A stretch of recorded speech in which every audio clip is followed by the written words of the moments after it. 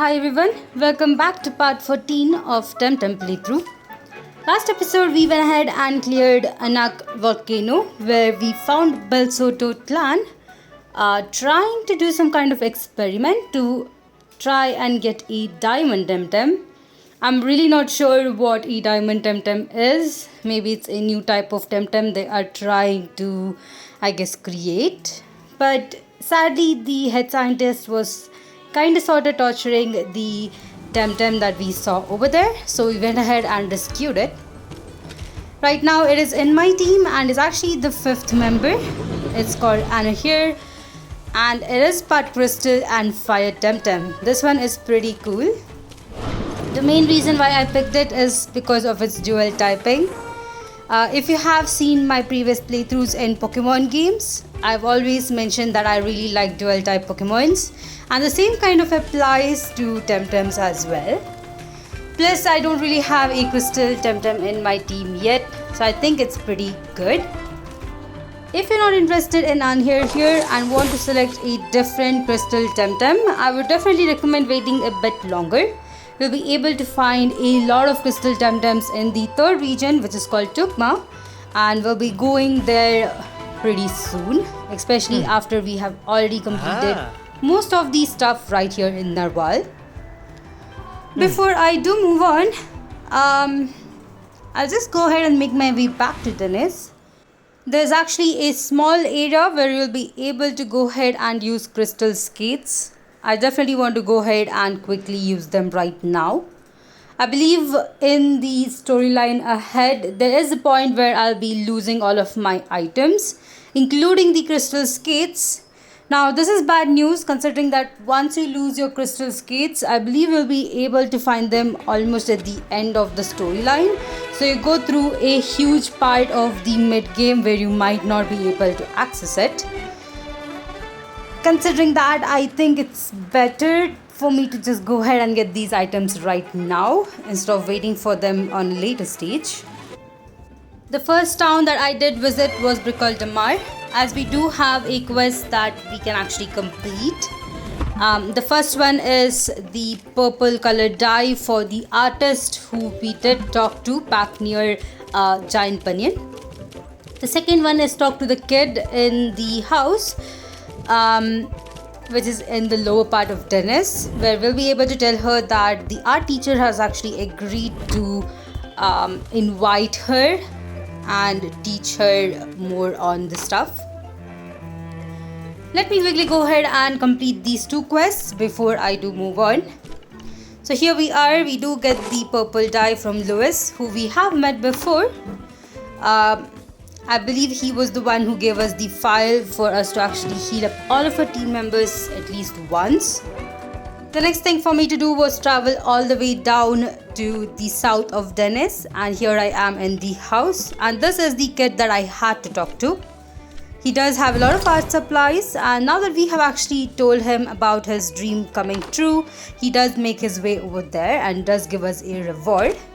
Now this is not the reward I'm actually waiting for. Once we do complete inviting all the 3 kids to their destinations, that is, one is the airship, which we've already done. The second one was this art teacher, and the third one is actually in the 5th region, so we have to wait a bit more before we can help the 3rd kid. But once we do, we'll be able to go ahead and get some wishing well coins, which is quite helpful. I believe you have already seen a couple of wishing wells if you have moved on further in the game. We have already seen one back in Narwal. We'll be able to actually use them once we do get those coins. But here I am. This is the cave I was talking about. Now I do have the crystal skates. I'll be able to finally go across them and get these items. Here we have an energetic kiwi. I wonder if it's really going to help me. I mean, I still have to evolve my Anhir here, who actually only evolves with, I believe, getting 1000 TVs, and I haven't really got 1000 TVs yet. Hopefully I'll be able to do that by the end of this episode. We also get a new sticker, but looking at the map, it seems that this is actually kind of like a short pathway or a shortcut to another cave. Let me make my way through it and we can go forward. I personally don't believe there is anything else in Dennis for now. We still have 2 smaller areas to explore, but we need 2 more things before we can actually explore it. One is I believe it's kind of a cliff hopper. I'm really not sure what that item is called, but it actually helps you hop from one cliff to another one. And the other one is climbing up rocks. These are the 2 items that we'll be able to get at some point, and we'll probably be able to use it. But we are back in this intersection. I believe we have explored these caves before as well, and I don't believe we have any other place in this cave system that would actually use the skates. Alright, since we have completed exploring everything that was accessible here in Dennis, the only thing left for me to do is go ahead and head back to Narwhal and challenge the 3rd Dojo Master. I'm also much closer to evolving, and over here I managed to get around 1000 TVs, and let me quickly go ahead and evolve it. There we go. Once you give it 1000 TVs, you have to level it up to evolve it, and I have managed to do that right here. It's a really good thing. This one is going to be even more powerful and will definitely help me a lot in the upcoming dojo. The main thing over here is that with this TemTem, you'll actually be able to manipulate the amount of TVs that you can give for a certain stat. Each of these stats can have 500 TVs. As you can see, I did choose more on the HP, as that would actually help me a lot, as well as the speed. But you can definitely focus on other stats just the way you want it. Either way, I think it's time for me to go ahead and challenge the dojo. I'm pretty sure that my TemTems are actually pretty higher in level. Although Anatan here is really not, I'm pretty sure it can still help. After all, it is at level 30 or around level 29. We're quite close to the dojo as well. I believe this was the first dojo that we did come across, but unfortunately the dojo master was away. But now that she's back and is actually trying to test our power, I'm actually ready for this. The only pain is that this dojo actually has the same design as the last one, and if you did see me over there, I actually struggled a lot. To be honest, that dojo was the easier level and this is the harder one. This has a lot more planks to cross over. It is gonna be super annoying, but let's see if I can actually go ahead and make my way across. Here are the first 2 trainers or tamers in this game for this dojo. Right, Anatan has the self-care trait, which is pretty helpful. What self-care does is that it heals up or regenerates a bit of health once every turn. But this depends on whether it does get a physical hit on itself. Unfortunately, it is still not ready for this dojo. After all the TemTems in this dojo is around level 30. I believe we'll have to go against level 35 for the dojo master. But Anatan will be kind of in the pack, I guess. I was really hoping to actually use it, but it seems that it's going to be a bit more trickier than that. Alright, these 2 tamers are having definitely pretty strong TemTems. Both of them are fully evolved. Let's see how much experience we do get. Hopefully I didn't forget to equip the covered cloak to Anatan so that it can actually level up. If I didn't, I probably have to go ahead and do that after this battle. Definitely want it to level up by the next episode at least.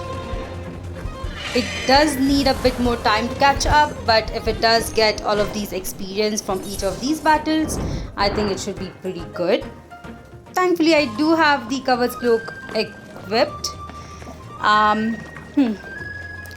It seems that I can't really go back without just taking a chance and running for it. Alright, we are just gonna go ahead and try to go through the 2 side dead ends. I believe we'll be able to get some battle experience as well as some items here. Either way, here we have another tamer. This one is having 2 more fully evolved TemTems. I guess that is the bigger challenge in this dojo. Let me go ahead and focus on one of them, which is Taifu, as it has have a higher chance of taking down Saipat. With Saku's help, I'm able to take it down as well. I actually don't feel that these tamers here are tougher. Probably it's just the dojo master. Hopefully I am able to go back and heal up my TemTems. Or maybe I'll just go ahead and use the items, considering that these puzzles are super difficult. Thankfully, Saipat here does have Tsunami, which is a pretty powerful move and is able to do a lot of more damage than I expected it to. And there we go. We are able to take it down as well. Let's see what the item is that was right next to this person. Hopefully it is a healing item. And so it's actually Magma Cannon. I wonder if I can actually teach this move. Never mind. Apparently my TemTem doesn't actually learn it. Thankfully this time I'm actually a bit better. I'm able to go ahead and cross over all of these smaller challenges here, but the tougher one comes next. Let me quickly go ahead and defeat this tamer as well to get the item that is right next to him. Ooh, he actually has a Tuwai. Tuwai is actually quite rare in this game, although it seems that a lot of these tamers do have one. I really wonder where they caught it, considering that the only place we'll be able to find Tuwai in this region, that is in Narwal, is Anak Volcano. And you do have to have a couple of equipments to go ahead and explore those caves. So I wonder if these tamers actually have those equipments. Also, it is actually only 5% chance of appearing in a couple of these chambers. So it's pretty rare. I believe there are other places where we'll be able to find them, mostly in these sacred temples. But we haven't really encountered any of them here or back in Dennis. So it's definitely one of those rarer ones. At this point, it seems that Anatan is actually learning a new move, so I do go ahead and teach it. The one good thing is that you'll be able to go ahead and switch up your moves anytime you like in this game, just by going into your squad. So definitely it is super helpful. Anyway, we are able to defeat this tamer as well, although I definitely did take a lot more damage. I might have to heal up my TemTems after this one. Before that, taking up this item. Right. There's no way of going back, so let me quickly go ahead and go to the grass. I'm also gonna go ahead and heal up. Well, I am back to try and cross over these puzzles. This one's a bit trickier, as we do have multiple rows of kind of crossing over these boats. We have to be in the right place to actually get on some of these boats. I definitely took my time on this one just to see the pattern before I did decide to kind of step in. Alright, here we go. Hopefully I'll be able to cross it without too much trouble. And I missed it. Alright, going back. Let me try that one again. Crossing to the second one and miss the third one. Going back. There we go, third, fourth, fifth, sixth, seventh, and eighth. Alright. That was some amount of running right there, but I was able to cross it. Now the bad part is that if I do miss in the upcoming 2 boats that you have seen over there, it will go all the way back to the middle one which I just crossed. So hopefully I don't miss the next couple of boats to cross over. But here we see One-Eyed Matthew. I'm surprised that he's actually helping the dojo master. I mean, he is after all in the airship, So I'm surprised to see him here. He also has pretty powerful TemTems. I believe this battle is going to be a bit tougher. Hopefully, Saipat here can actually use Tsunami to take down the Raizi. It's definitely one of the tougher fire TemTems and pretty powerful as well. Now the TemTems are at level 34, which is surprisingly higher. I'm wondering if the Dojo Master will have TemTems around level 40, and if she does, we are gonna be in a world of trouble. But at least I was able to take down one of the TemTems from here. The second one goes down in the next turn, and we have defeated One Night Matthew. To be honest, I was really not expecting anyone from the airship to be here, but this is pretty cool. Alright, before I move on, let me quickly heal up my TemTems. That battle was super tough. Thankfully, I do have a lot of bombs. I'm happy that I actually bought so many. In order to cross over, yep, we have to wait a bit more. There we go. Alright, here we have Hoku. She is the last tamer before we are able to battle the Dojo Master. Alright, she has Magmus, which is surprising. I haven't seen that many tamers use Magmus. It is a bit rarer, but shouldn't be too difficult. After all, we did find one pretty easily. She also has a Banshee, so I did switch out into Gazuma. The electric storm should be able to take it down in one hit. I also really like the background music for this battle. Not only this one, I believe this background music has been playing for a couple of battles that we have had in this dojo, and it's super cool. I believe I've mentioned this once before when we were battling the last Dojo Master, but the music in this game is super cool and I really like listening to it. Alright, Saipat is definitely not the one to use here, so I had to switch out into Saku. This was mainly because of Chain Lightning, which is a move that would have taken down my Saipat if I had it on field. As for the second turn, we are able to take down the Yokama right here. In fact, this reminds me, I have to catch one for a quest that is yet to be completed. I'll go ahead and do that at some point. But of course, now that we have defeated her, I have to go ahead and cross over. This is super fast and I misstep. No. Alright, I am back to struggling. I believe the last time I crossed over, it was just luck. I am super bad at this game, especially these boats. But I guess the more you practice, the more easier it becomes. It took me some time, but I was finally able to cross over and got lucky in this case.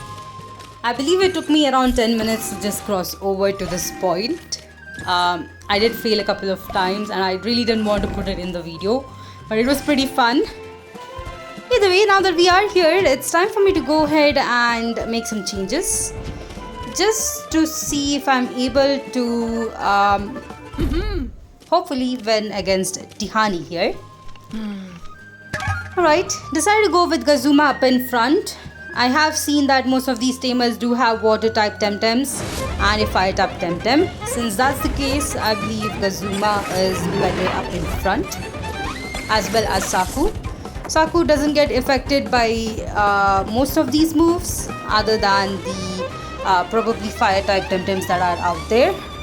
Although Saku does have a pretty good defense, so I really don't have to worry about it.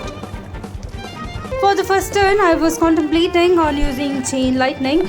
I definitely want the Master Stone over there to go down as soon as possible. It is part fire type and can do massive damage on my Saku. The current leaf over here is the final form of Dendre, which we have seen before multiple times. It's super powerful and we actually get one free TemTem from Tihani here if we do manage to actually defeat her. For the second turn, I went with Electric Storm. And this did take care of the Macedon. That's pretty good. As for Conleaf, I think I'll be able to take it down with Saku's poison type or toxic type move right here. There we go. Both of them are down. Up next, let's see which ones we do get. Kinu. This reminds me, I do have to go back to Giant Banyan to catch Kinu. It is pretty rare over there, around just 10% chance of finding one. But it is part grass and mental. So if you didn't actually choose the mental type starter, this is the very first mental type TemTem that you'll be able to find. So go ahead and get one for your team. Kinu is super powerful and gets a really cool trait called Protector, which actually I believe increases the defense and special defense of your team as soon as it comes out to battle. So it's pretty helpful. Now we do have Grandpa on the field. I'll be able to take it down with the Electric Storm. And there we go. That is the third TemTem down. Saku unfortunately had fallen asleep, so I am struggling a bit more here. Kazuma might go down in the next turn as well. That's alright. I still have 2 more in my team. Kama. For this one, I'm just gonna go ahead and try using a poison or toxic type move. And yep, Kazuma did go down. I would definitely recommend having a electric type team member at least by this point, because as you can see, Kazuma helped me a lot. And I'm pretty sure if I did choose to heal it up, it probably would have taken care of the rest of her team as well. For the next one, I decided to go with Saipat, as it is water type and should be able to resist most of these TemTems. Whiplump. I think I should just go ahead and revive my Kazuma. Would have been much easier. Saku is also going to go down here as well, which is pretty bad. I was hoping to keep it up in the field, but that's alright. I'm gonna go ahead and bring in Tentil. Let's see how this team is going to do. Alright.